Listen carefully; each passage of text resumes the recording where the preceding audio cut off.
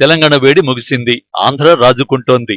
ఏపీలో అధికారంలోకి ఎవరొస్తారు, ఎవరు ఎలా వస్తారు, ఎవరు ఎందుకొస్తారు, ఇలాంటి ఎన్నో విషయాలకు సమాధానాలు కావాలని సామాన్య జనం కాదు, బడా పారిశ్రామికవేత్తల నుంచి వీఐపీల వరకు ఎదురు చూస్తున్నారు. కానీ సమాధానం ఇప్పుడప్పుడే లభించడం కష్టం. కనీసం ఉభయ పక్షాల నుంచి ఎవరు ఎవరిపై పోటీ చేస్తున్నారు, ఎవరు ఎవరితో తలపడుతున్నారు అన్నది తేలితే గాని అసలు కథ అర్థం కాదు. అయితే గ్రౌండ్ వర్క్ జరుగుతున్న తీరు, నేపథ్యం అన్ని కూడా ఏపీలో సంథింగ్ జరగబోతోందా అన్న అనుమానాన్ని బలపరుస్తున్నాయి. వచ్చే అసెంబ్లీ ఎన్నికల్లో విజయం కోసం వైసీపీ అధినేత జగన్మోహన్ రెడ్డి చేయాల్సిన అన్ని ప్రయత్నాలు చేస్తున్నారు. టికెట్లు రాని నేతలు తనను నమ్మాలంటూ ఆయన చేస్తున్న విజ్ఞప్తిని కొందరు నేతలు ఖాతరు చేయడం లేదు. అయితే ఇన్నాళ్లు తనను ప్రేమించి పూజించిన నేతలు ఇప్పుడు తిడుతోంటే ఏం చేయలేని నిస్సహాయత తప్ప మరేమీ కాదన్నది నిర్వివాదాంశం. గెలుపుపై ధీమా ఉన్న జగన్ నాయకుల చీత్కారాలు భరిస్తున్నారు. వచ్చే ఎన్నికల్లో విజయం సాధించేందుకు పెద్ద ఎత్తున అభ్యర్థులను మారుస్తున్న జగన్మోహన్ రెడ్డి తాను ఎలాగైనా గెలవగలనన్న విశ్వాసంతో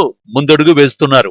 ఇప్పటికే 35 మంది ఎమ్మెల్యేల లిస్టు విడుదల చేసిన జగన్మోహన్ రెడ్డి వచ్చే రోజుల్లో మరికొందరిని మార్చేందుకు ప్రయత్నిస్తున్నారు. జగన్మోహన్ రెడ్డిని మొన్నటి వరకు ఇంద్రుడు, చంద్రుడు అని కీర్తించిన నాయకులు ఇప్పుడు వామ్మో జగన్ అంటూ గగ్గోలు పెడుతున్నారు. వచ్చే ఎన్నికల్లో విజయం కోసం జగన్మోహన్ రెడ్డి చేయాల్సిన అన్ని ప్రయత్నాలు చేస్తున్నారు. కానీ తెలంగాణ అసెంబ్లీ ఎన్నికల ఫలితాల తర్వాత ఆయన ఆలోచనలన్నీ పూర్తిగా మారిపోతున్నాయి. సంక్షేమం ఒక్కటే తనను గెలిపిస్తుందని భావించిన జగన్మోహన్ రెడ్డి ఇప్పుడు తనకు వచ్చే ఎన్నికల్లో ఎలాంటి పరిస్థితి వస్తుందా అన్న టెన్షన్ లో ఉన్నారు, కంగారు పడుతున్నారు, అయోమయంలో ఉన్నారు.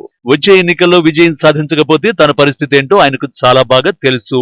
ఇప్పటికీ ఏపీలో ఒక వర్గం ఆయన పట్ల పూర్తి వ్యతిరేకతతో ఉంది. ఒక సెక్షన్ ఆయన్ను ఓడించేందుకు పూర్తి స్థాయిలో పనిచేస్తోంది.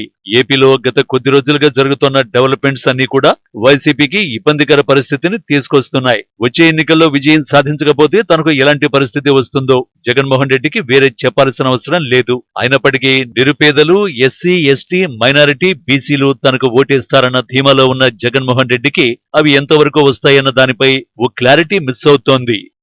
ఏపీలో ఉన్న 27 ఎస్సీ సీట్లు, 7 ఎస్టీ సీట్లు, 5 మైనారిటీ సీట్లలో మెజారిటీ సీట్లు సుమారుగా 39లో 30 స్థానాల వరకు వైసీపీకి గంపగుత్తుగా వచ్చిన ముఖ్యంగా అర్బన్ ప్రాంతాలు, సెమీ అర్బన్ ఏరియాల్లో వైసీపీకి ప్రతికూల పరిస్థితులు ఉన్నాయన్న సర్వేల అభిప్రాయాలు వైసీపీ నాయక గణాన్ని ఠారెత్తిస్తున్నాయి. జగన్మోహన్ రెడ్డికి ఏపీలో ఇప్పుడు శత్రువులు ఒకరిద్దరు కాదు, ఎటు చూసినా శత్రువులే. అన్ని వర్గాలను తనకు వ్యతిరేకంగా ఆయన మలుచుకుంటున్నట్టుగా సీన్ కనిపిస్తోంది. ఓవైపు ప్రతిపక్ష టీడీపీ, మరోవైపు జనసేనాని పవన్ కళ్యాణ్, ఇంకోవైపు టికెట్లు రాని అభ్యర్థులు.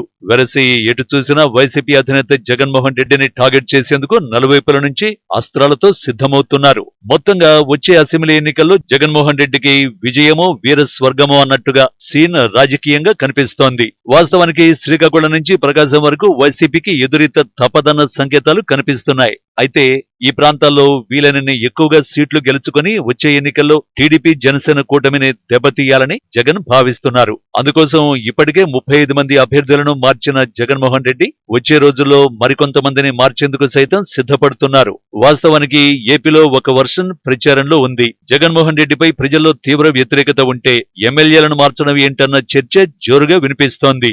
ఏపీలో కనిపిస్తున్న వాతావరణం జగన్మోహన్ రెడ్డికి వ్యతిరేకమన్నది మరో వర్షన్. కానీ జగన్మోహన్ రెడ్డి మాత్రం ఇవేవీ పట్టించుకోకుండా కేవలం ఎమ్మెల్యేలను మార్చుకుంటూ పోతున్నారని విపక్షాలు విమర్శలు గుప్పిస్తున్నాయి. వాస్తవానికి ప్రజలు మార్చేది ఎమ్మెల్యేలను కాదని, జగన్మోహన్ రెడ్డినేనని టీడీపీ అధినేత నారా చంద్రబాబు నాయుడు గంట బజాయించి మరీ చెబుతున్నారు. వచ్చే ఎన్నికల్లో వైనాట్ 175 నినాదం అందుకున్న జగన్మోహన్ రెడ్డి ఇప్పుడు ఎన్నికల్లో విజయం సాధిస్తే అదే 10,000 భావనకు వచ్చేశారు. అంతేనా, ఏం చేసైనా సరే ఎన్నికల్లో విజయం సాధించేందుకు చేయాల్సిన అన్ని ప్రయత్నాలు తెర ముందు, తెర వెనుక చేసేస్తున్నారు.